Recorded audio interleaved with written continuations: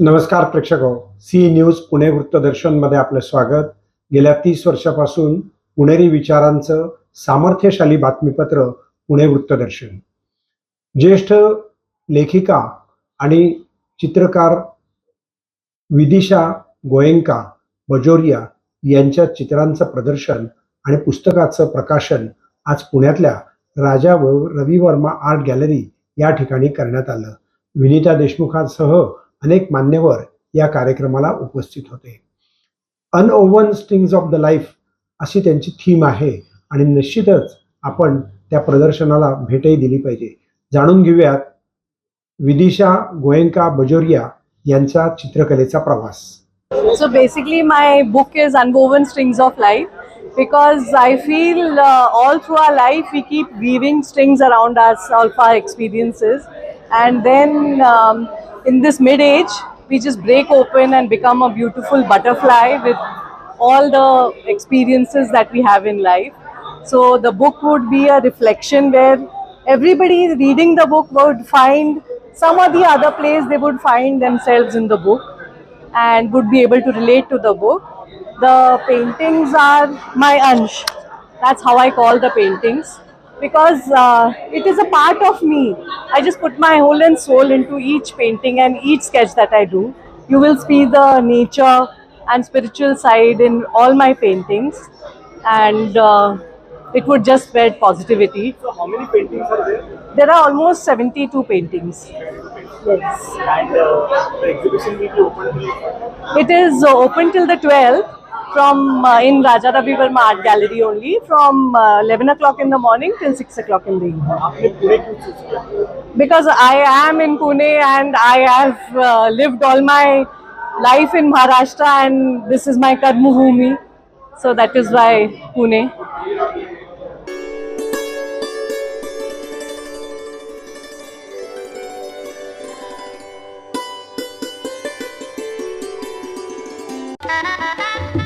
आयुर्वेदिक वैद्यांनी तयार केलेली new United फार्मसीची शास्त्रशुद्ध निर्मल सुगंधी उटणी. केशर उटणे, मैसुरे चंदन, मराठी मोगरा, शाही गुलाब, दिलखुश, पारंपरिक उटणे आणि युनायटेड निर्मल सुगंधी अभ्यंग तेल म्हणजेच दिवाळी. सर्व स्टोर्स मध्ये उपलब्ध. निर्मल सुगंधी उटणे.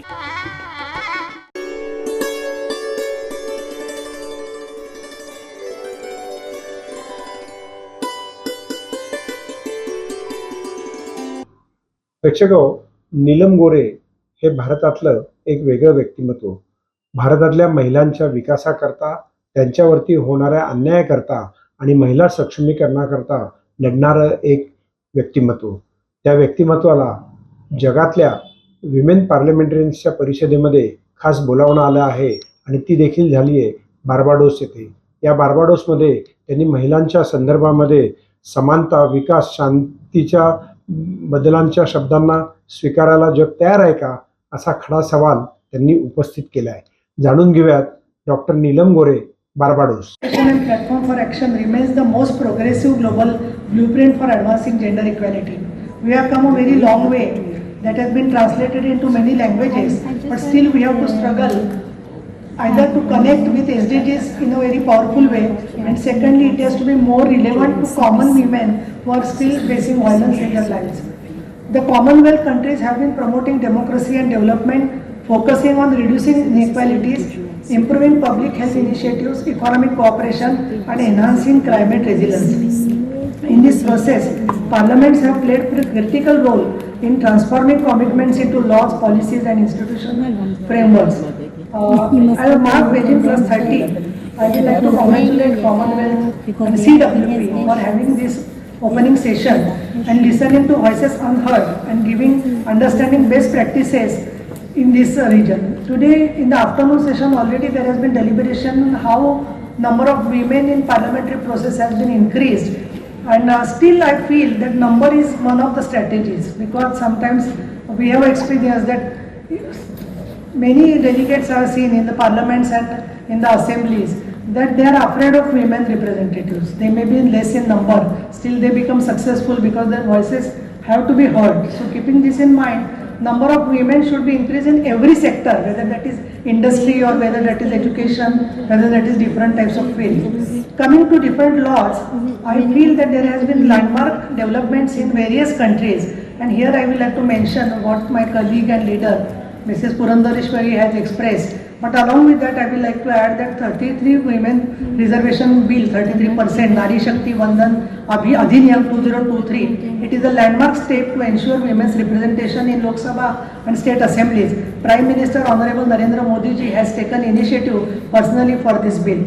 I will directly jump now to institutional mechanism because practicing challenges, persisting challenges is a very big issue, and I do feel underrepresentation of women in leadership positions in parliament and state assemblies still exist, and also in many sectors.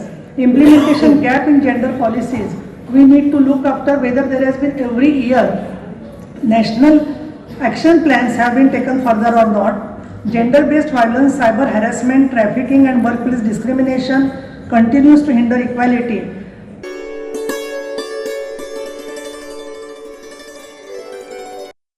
विधी सेवा प्राधिकरणाच्या विभागीय मध्यस्थी परिषदेचं उद्घाटन करण्यात आलं.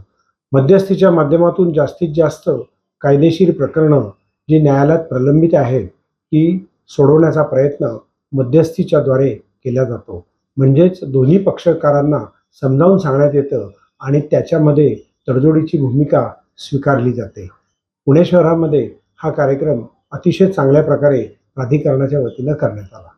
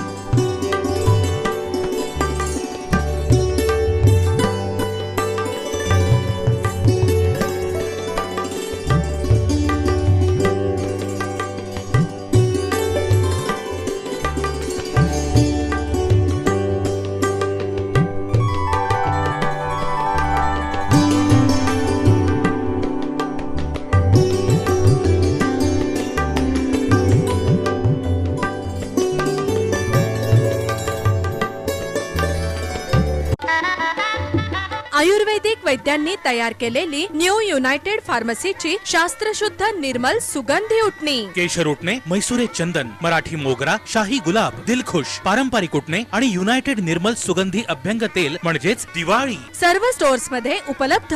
निर्मल सुगंधी उटणे.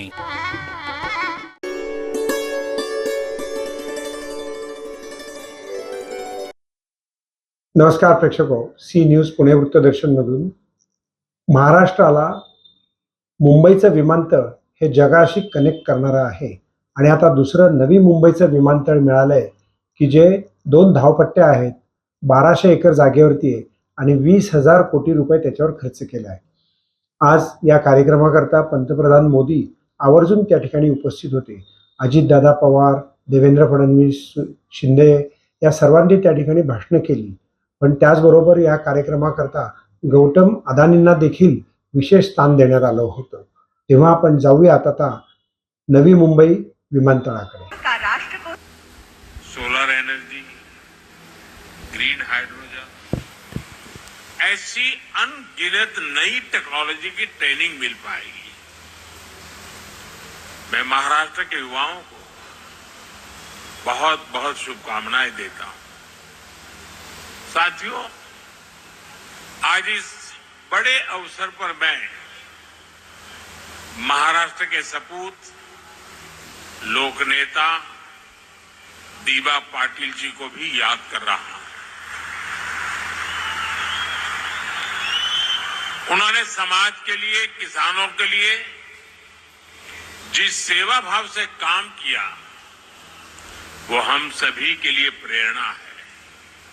उनका जीवन समाज जीवन में काम करने वालों को हमेशा प्रेरित करता रहेगा. साथियों, आज पूरा देश विकसित भारत के संकल्प की सिद्धि में जुटा है।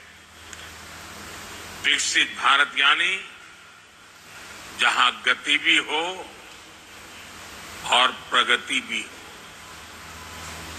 जहां लोक हित सर्वोपरि हो, जहां सरकार की योजनाएं देशवासियों का जीवन आसान बनाए। अगर आप बीते 11 वर्षों की यात्रा पर नजर डालें तो भारत के कोने कोने में इसी भावना से तेज गति से काम हो रहा है। जब वंदे भारत सेमी हाई स्पीड ट्रेनें पटरियां पर दौड़ती है, जब बुलेट ट्रेन का काम रफ्तार पकड़ता है, जब चौड़े हाईवे और एक्सप्रेसवे नए शहरों को जोड़ते हैं, जब पहाड़ों को चीरकर लंबी टनल्स बनती है, जब लंबे और ऊंचे सी बीच समंदर